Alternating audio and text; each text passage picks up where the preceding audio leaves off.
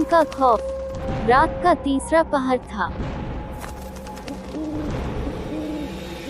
काले बादल आसमान में घुमड़ रहे थे और बिजली की तेज चमक के साथ बारिश की बूंदें धरती को थपथपा रही थी। गांव की ओर जाने वाली पुरानी पगडंडी पर एक हल्की रोशनी टिमटिमा रही थी। ये रोशनी किसी लैंप की थी, जो हवा के थपेड़ों से टकराकर बुझने की कगार पर थी। ये रास्ता एक पुराने, सुनसान हवेली की ओर जाता था, जिसे लोग खून वाली हवेली कहते थे। गांव वाले इस हवेली के पास जाने से भी डरते थे, क्योंकि वहां से अजीब अजीब आवाजें आती थीं, और हवेली के बारे में कई कहानियां प्रसिद्ध थीं। राजन, जो एक खोजी पत्रकार था, ने इस हवेली के बारे में बहुत कुछ सुन रखा था। वह इन अंधविश्वासों में विश्वास नहीं करता था, लेकिन उसे ऐसे रहस्यों की तलाश थी जो उसे नाम और शोहरत दिला सके। इसलिए आज रात वह इस हवेली की सच्चाई का पता लगाने के लिए वहां जा रहा था। उसके साथ उसकी सहकर्मी और दोस्त रिया भी थी।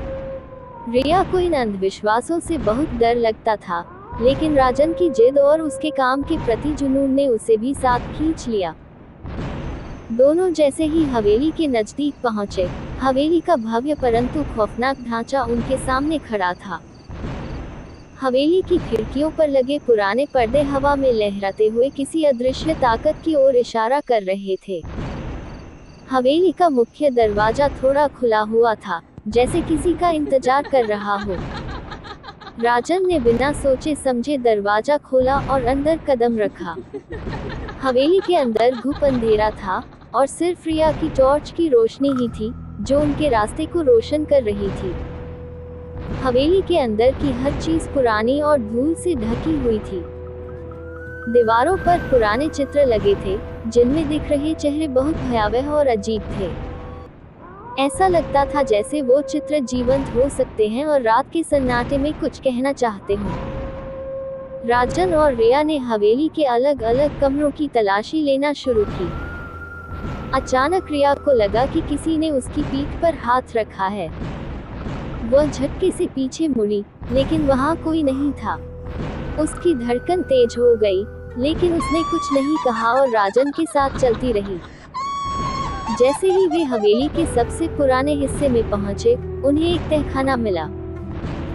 तहखाने का दरवाजा जंग लगा हुआ था, लेकिन राजन ने अपनी पूरी ताकत लगाकर उसे खोल दिया। तहखाने में अंधेरा और सीलन थी। हवा में एक अजीब सी दुर्गंध फैली हुई थी। दोनों ने जैसे ही तहखाने में कदम रखा, उन्हें वहां कुछ अजीबोगरीब चीजें दिखाई दी। पुराने औजार, ताबूत और दीवारों पर खून के धब्बे। रिया की चीख निकलते निकलते रह गई, लेकिन राजन ने उसे शांत रहने का इशारा किया। तभी अचानक उन्हें किसी की फुसफुसाहट सुनाई दी। वह आवाज बहुत धीमी थी, लेकिन साफ थी। तुम्हें यहाँ नहीं आना चाहिए था। तुमने गलती की है। ये सुनकर दोनों के रोंगटे खड़े हो गए। राजन ने टॉर्च की रोशनी उस दिशा में डाली जहाँ से आवाज आ रही थी, लेकिन वहाँ कोई नहीं था। दोनों ने सोचा कि यह उनका वहम होगा और आगे बढ़ने लगे। जैसे ही वे तहखाने के आखिरी हिस्से में पहुंचे, उन्हें वहां एक बड़ा सा लकड़ी का बॉक्स दिखा। बॉक्स बहुत पुराना और जंग लगा हुआ था। राजन ने बॉक्स खोलने की कोशिश की, लेकिन बॉक्स का ढक्कन बहुत भारी था। रिया ने उसकी मदद की, और जैसे ही दोनों ने बॉक्स खोला, अंदर का दृश्य देखकर उनके होश हो गए। बॉक्स के अंदर एक कंकाल पड़ा था, जिसकी खोपड़ी पर गहरा घाव था और उसके चारों ओर खून के धब्बे थे, जो समय के साथ सूख चुके थे। तभी बॉक्स के पास खड़ी दीवार पर कुछ हलचल हुई। दीवार के ऊपर लिखा था, मैं यहाँ फिर से लौटूंगा, अपने बदले के लिए। ये देखकर रिया की चीख निकल गई। राजन ने जल्दी से बॉक्स बंद किया और वहां से बाहर निकलने की कोशिश की, लेकिन तहखाने का दरवाजा अपने आप बंद हो चुका था। दोनों ने दरवाजा खोलने की कोशिश की, लेकिन वह जाम हो गया था। दोनों बुरी तरह फंस चुके थे। तभी हवा में एक भयंकर आवाज गूंजी, जैसे कोई आत्मा कराह रही हो। उसी क्षण हवेली में लगे चित्रों के चेहरे और भी डरावने हो गए।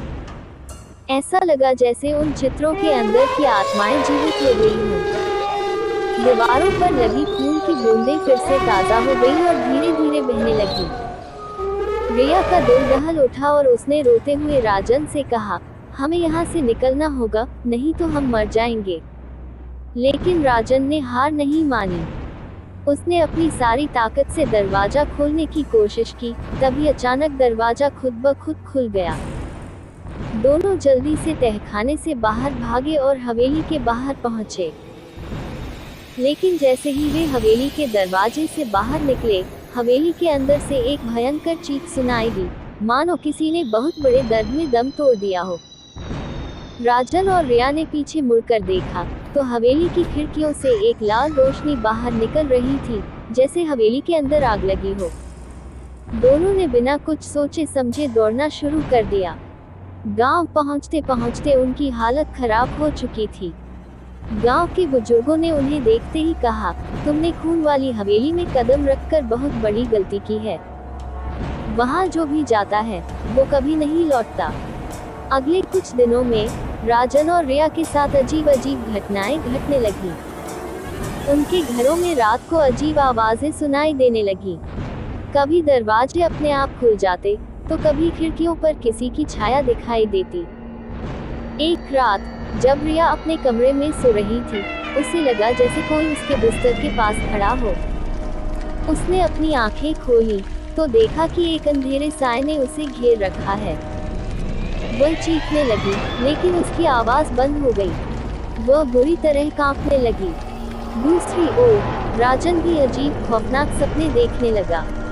उसे हर रात वही कंकाल दिखाई देता जो हवेली में पड़ा था। कंकाल उससे कहता, मेरा बदला अभी बाकी है। तुमने मेरी नींद में खलल डाली है, अब इसकी सजा भुगतोगे। राजन बुरी तरह डर गया था। उसने रिया से कहा कि हमें किसी तांत्रिक से मिलना चाहिए। दोनों ने गांव के सबसे पुराने तांत्रिक से मिलने का फैसला किया। तांत्रिक ने उनकी बात सुनकर कहा, तुमने बहुत बड़ी गलती की है। वह आत्मा सदियों से सोई हुई थी, लेकिन तुम दोनों ने उसे जगा दिया। अब उसे चैन तभी मिलेगा जब उसकी आत्मा को शांति मिलेगी।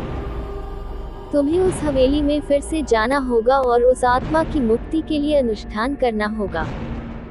ये सुनकर राजन और रिया दोनों के चेहरे पर डर और बेचैनी छा गई। वे जान चुके थे कि अब उनके पास कोई दूसरा रास्ता नहीं था।